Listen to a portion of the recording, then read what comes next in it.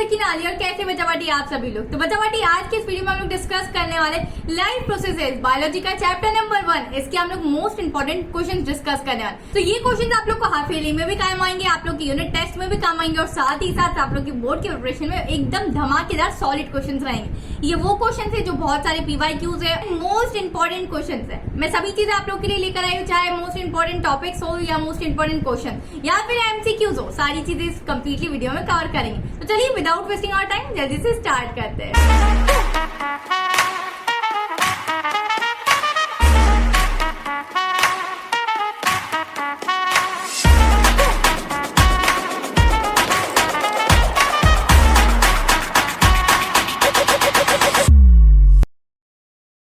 Processes ये आप लोग का चैप्टर नंबर 1 होता है बायोलॉजी का। चलिए इसमें से हम लोग सारी चीजें देखते हैं। अगर मैं टॉपिक की बात करूं कि कौन सा टॉपिक इंपॉर्टेंट है आप लोग के लिए, तो अगर आप लोग टॉपिक वाइज पढ़ रहे हैं लाइफ प्रोसेसेस को, तो इन 3-4 टॉपिक्स को तो बिल्कुल भी मत छोड़िएगा। डायग्राम बेस की बात को एक्सक्रीटरी सिस्टम का डायग्राम बनाते हुए आना चाहिए। देखो 2 टाइप से सवाल इसमें पूछे जाते हैं। पहला कि आप लोग को बोल दिया जाएगा कि draw a neat and clean diagram of excretory system, और साथ ही साथ जितने भी आप लोग के पार्ट्स होते हैं उनके आप लोग को फंक्शंस बताना है। या फिर दूसरा टाइप से ये कि आप लोग को एक डायग्राम पूरा गिवन होगा, ठीक है, पूरा एक्सक्रीटरी सिस्टम बना हुआ होगा, उसमें आप लोग के पास A B C D इस तरीके से आप लोग के पार्ट्स होंगे। इसको लेबल कीजिए और बताइए कि कौन सा पार्ट क्या फंक्शन करता है। तो दोनों चीजों में आप लोग को डायग्राम लर्न होना चाहिए। बात करते हैं रेस्पिरेटरी सिस्टम का, तो उसमें भी सेम चीजें ये फॉलो होती है। पहली बात कि आप लोग को डायग्राम ड्रॉ करने के लिए आ सकता है। सेकंड मोस्ट इंपोर्टेंट थिंग, आप लोग को एक डायग्राम गिवन होगा, उसमें आप लोग को पार्ट्स को लेबल करना है और उनके फंक्शंस को अच्छे तरीके से बताना है। ये दोनों डायग्राम के अच्छे तरीके से प्रैक्टिस करते हुए चलेगा। नेक्स्ट बात करते हैं एरोबिक और एनारोबिक के प्रोडक्ट्स। तो आप लोग की जो रिएक्शन होती है ग्लूकोज पायरुवेट में पहले कन्वर्ट होता है, then absence of oxygen, then lack of और जो प्रेजेंस ऑफ ऑक्सीजन, उसको अच्छे तरीके से करके जाएगा। नेक्स्ट आता है स्टोमेटा की बात करते हैं। Stomata is again very much important. तो स्टोमेटा को भी आप लोग अच्छे तरीके से स्टडी करके जाइएगा, उसके डायग्राम को देख लीजिएगा, ठीक है। ओपनिंग क्लोजिंग किस तरीके से होता है, फोटोसिंथेसिस के भी डायग्राम को आप अच्छे तरीके से देख लीजिएगा। अब बात करते हैं कुछ क्वेश्चंस पर आते हैं। ये होगी टॉपिक्स की बात कि मोस्ट इंपोर्टेंट क्वेश्चंस आप लोग के कौन से होते हैं। अगर पहले क्वेश्चन की मैं बात करूं कि which plant tissue transport water and minerals from the roots to the leaf, कौन सा यहाँ पर टिश्यू ऐसा है कि जो ट्रांसपोर्ट करता है वाटर और मिनरल को रूट से लेके सभी लीव्स या अदर पार्ट्स तक। तो आप लोग को पता है यहाँ पर आप लोग के पास 4 ऑप्शन है। तो फ्लोएम है, आप लोग के पेरेन्काइमा और स्केलेन्काइमा। तो ये दोनों तो आप लोग को पता है ये टिश्यूज होते हैं, ठीक है। अब बात करते हैं जाइलम और फ्लोएम की। तो फ्लोएम तो बच्चा वो होता है जो कि फूड ट्रांसफर करता है हमारे रूट से डिफरेंट पार्ट्स ऑफ बॉडी तक, ठीक है। बट जाइलम क्या करता है, तो बचा जाइलम, तो xylem is your correct answer. Xylem क्या करता है, वाटर और मिनरल्स को डिफरेंट पार्ट्स तक सप्लाई करता है, तो correct answer is xylem. Next question पे चलते हैं। Movement of the synthesized product from the leaves to the roots and other parts of the plants body takes place through the phloem. These process is known as, आप लोग से पूछा जा रहा है कि डिफरेंट पार्ट्स ऑफ बॉडी तक जो खाना पहुंचाते हैं, ठीक है, रूट से लेके हमारी लीफ तक या फिर डिफरेंट पार्ट्स ऑफ बॉडी तक जो खाना पहुंचाया जा रहा है, ठीक है, प्लांट्स के केस में, इस प्रोसेस को क्या बोलते हैं। हमारे पास मल्टीपल ऑप्शन है, ट्रांसलोकेशन, ट्रांसपिरेशन, ट्रांसपोर्टेशन और डिफ्यूजन। अब डिफ्यूजन तो दीदी वो होता है जहां पर हम हायर कंसंट्रेशन से लोअर कंसंट्रेशन आते हैं और वहां पर हमारे मॉलिक्यूल्स मतलब पास होते हैं, ठीक है। साथ ही साथ अगर ट्रांसपोर्टेशन की बात करूँ तो आप लोगों को पता है ट्रांसफर करवाना। अब ट्रांसपिरेशन की बात करें तो लॉस ऑफ वाटर ट्रांसपिरेशन होता है। तो अब कौन सा होगा, ये तीनों तो है नहीं। तो चौथा हमारे पास जो एक ई वाला ऑप्शन है translocation. Translocation is a process जिसमें क्या होता है, हमारा फूड ट्रांसफर होता है रूट से लेकर डिफरेंट पार्ट्स ऑफ प्लांट्स तक। चलिए मूव करते हैं हम लोग थर्ड क्वेश्चन की तरफ। The internal cellular energy is reserve in autotroph is called. जो हमारी एनर्जी सेव होती है, रिजर्व होती है ऑटोट्रॉफ मतलब प्लांट्स में, उसको क्या कहा जाता है, किस टाइप में रिजर्व होती है। ग्लाइकोजन के फॉर्म में होती है, स्टार्च की फॉर्म में, प्रोटीन या फिर फैटी एसिड। ग्लाइकोजन की बात करो तो ये तो हेट्रोट्रॉपिक मोड में होता है, ये अभी नहीं होता है, ठीक है, ये हेट्रोट्रॉपिक मोड में होता है। अब बात करें ये तीनों ऑटोट्रॉपिक मोड वाले होते हैं, ठीक है, ऑटोट्रॉपिक मोड के होते हैं। बट बात करोगे हमें प्रोटीन और फैटी एसिड की, तो ये कॉम्प्लेक्स में यूज होता है। तो करेक्ट आंसर कौन सा होगा, इस हिसाब से starch is your correct answer. Next question की तरफ मैं आगे चलती हूँ। अमीबा फूड इज डाइजेस्टेड इन, तो कहाँ पर फूड डाइजेस्ट होता है, तो वी हैव 4 ऑप्शंस। कौन कौन से, food vacuole, mitochondria, pseudopodia, intestine. Mitochondria और इंटेस्टाइन की बात करो तो ये बाकी हमारे ऑर्गेनिज्म में नहीं होते हैं। अब बात करें 2 आप लोग के पास ऑप्शंस बचे, फूड वैक्यूल और हमारे बचा सूडोपोडिया। सूडोपोडिया एक पार्ट होता है अमीबा का ही, बट अमीबा के जो छोटे छोटे पैर होते हैं जिससे वो खाना मतलब जहां पर भी खाना रखा हुआ है वो खाने की तरफ पहुंचता है, तो with the help of pseudopodia वो उससे चल के हुए जाता है खाने के पास। ठीक है, तो सूडोपोडिया हम बोल सकते हैं बच्चा पार्टी एक तरीके से एक्सटेंशन है। ठीक है, इट इज एक्सटेंशन कि जहां तक वो हेल्प कर रहा है खाने तक पहुंचाने। बट इनने बोले डाइजेस्ट कहा होता है, तो फूड वैक्यूल में ये फूड वैक्यूल होता है जिसके अंदर जो वो खाना लाता है ना सूडोपोडिया से चल के, उसके बाद डाइजेस्ट का होता है, तो हमारे यहाँ होता है फूड वैक्यूल।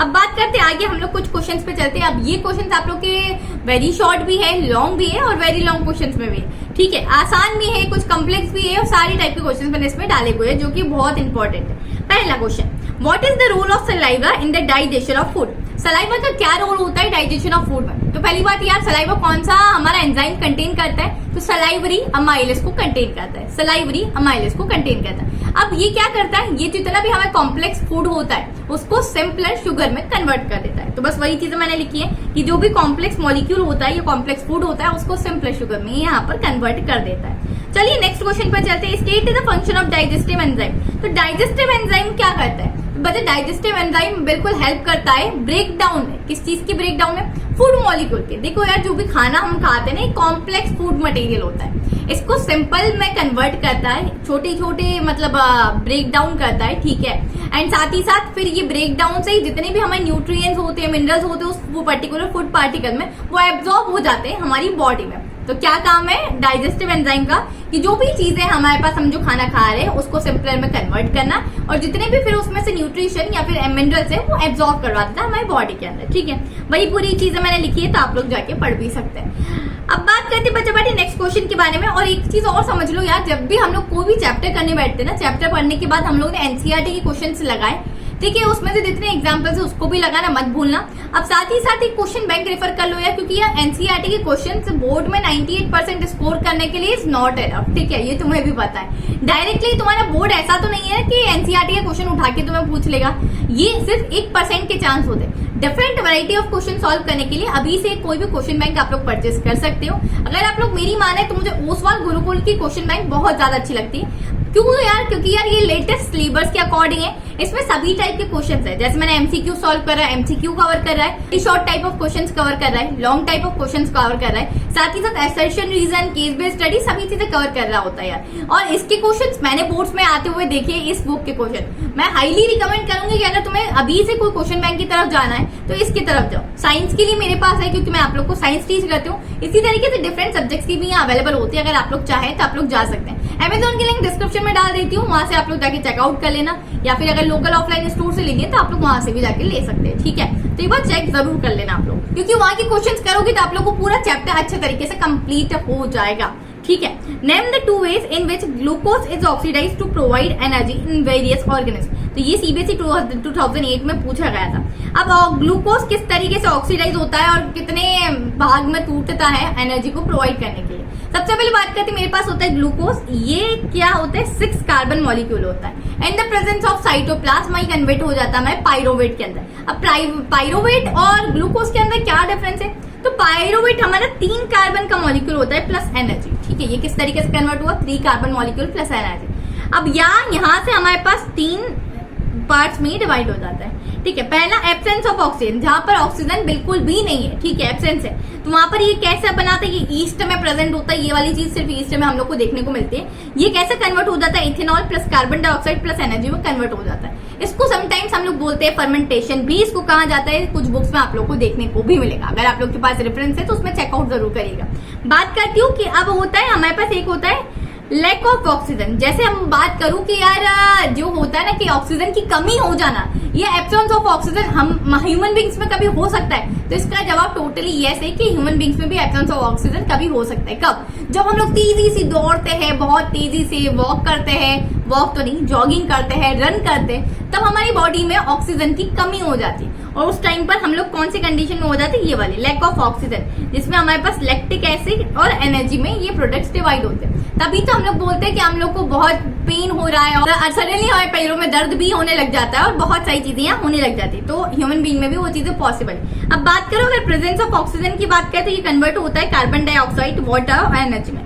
तो बच्चा बाटी आप लोग को यहाँ सिंपली लिख कर आना है कि इस पहले ग्लूकोज पायरोवेट में कन्वर्ट हुआ, देन यहाँ पर ये जो एब्सेंस ऑफ ऑक्सीजन वाली चीज होती है ना, इसको हम बोला जाते हैं एनएरोबिक रेस्पिरेशन, एनएरोबिक रेस्पिरेशन। और ये जो प्रेजेंस ऑफ ऑक्सीजन वाली है इसको बोला जाता है एरोबिक रेस्पिरेशन। तो आई होप ये चीजें आप लोगों को क्लियर होगी। ठीक है, बात करते हैं आगे कि where do plants get each of the raw materials required for photosynthesis. Plants को कहाँ से मिलता है रॉ मटेरियल्स फोटोसिंथेसिस के लिए, अपना खाना बनाने के लिए? सबसे पहले होती है सनलाइट। सनलाइट तो हमें पता है सूरज से हमें मिलती है। कहाँ क्या काम करती है? तो ऑब्जॉर्व कर लेती है क्लोरोफिल।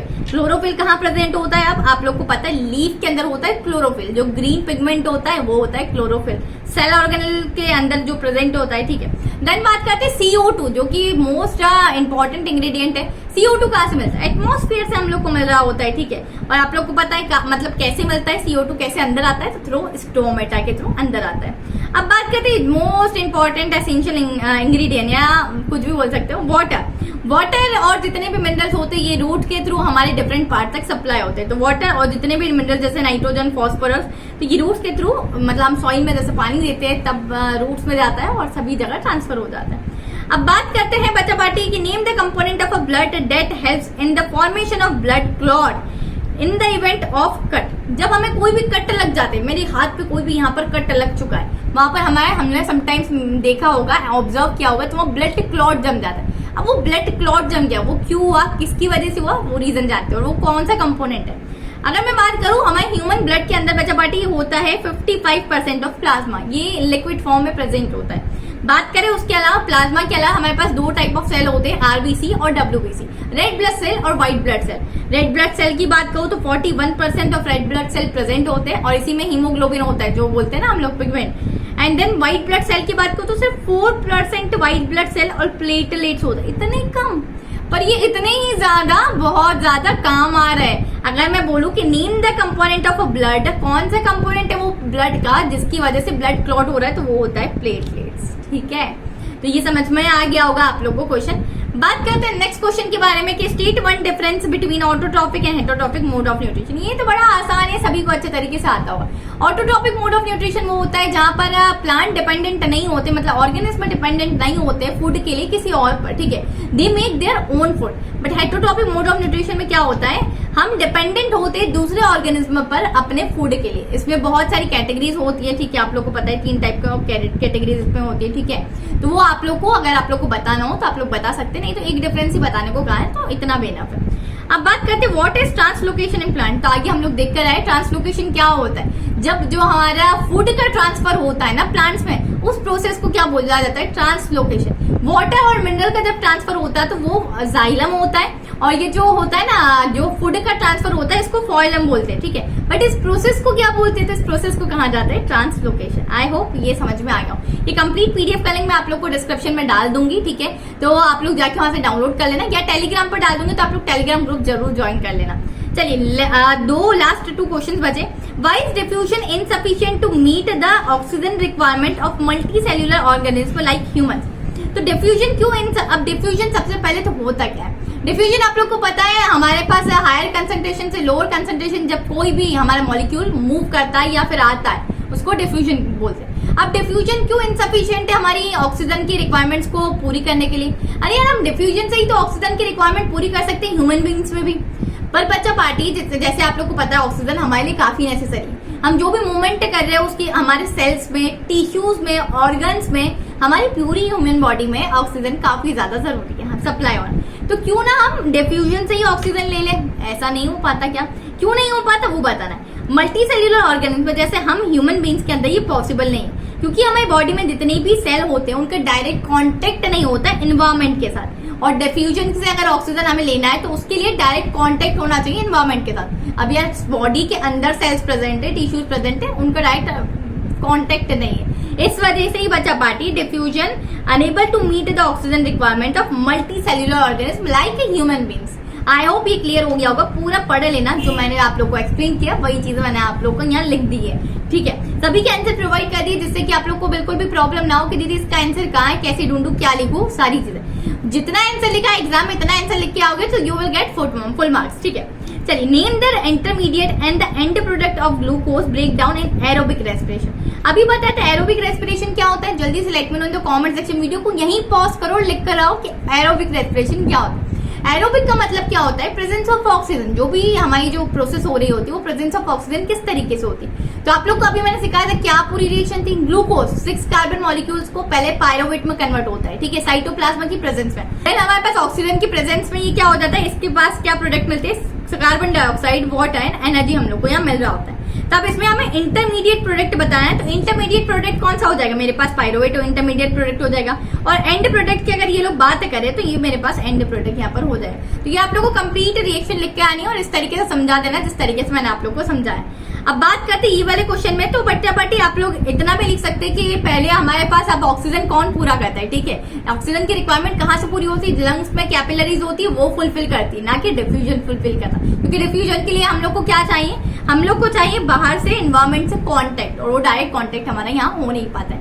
आई होप बच्चा पार्टी ये वीडियो आप लोग के लिए काफी ज्यादा हेल्पफुल रही होगी, और ये हेल्पफुल रही हो तो चैनल को जरूर सब्सक्राइब कर लीजिएगा, बेल आइकन को प्रेस कर लीजिएगा, और लेट मी नो अगर तुम लोग को दूसरे चैप्टर्स के भी इस तरीके से मोस्ट इंपॉर्टेंट क्वेश्चन चाहिए हो तो अपने दोस्तों के साथ जरूर शेयर करना, क्योंकि उनको भी पता चले कि मेरे चैनल पर क्या क्या चीजें प्रोवाइडेड है। अगर आप लोग मुझसे वन शॉट चाहते हैं तो कमेंट कर सकते हैं, जिससे कि मैं वन शॉट भी आप लोग के लिए प्रोवाइड कर दूंगी। Till then keep learning, this is your educator Sakina Ali signing of.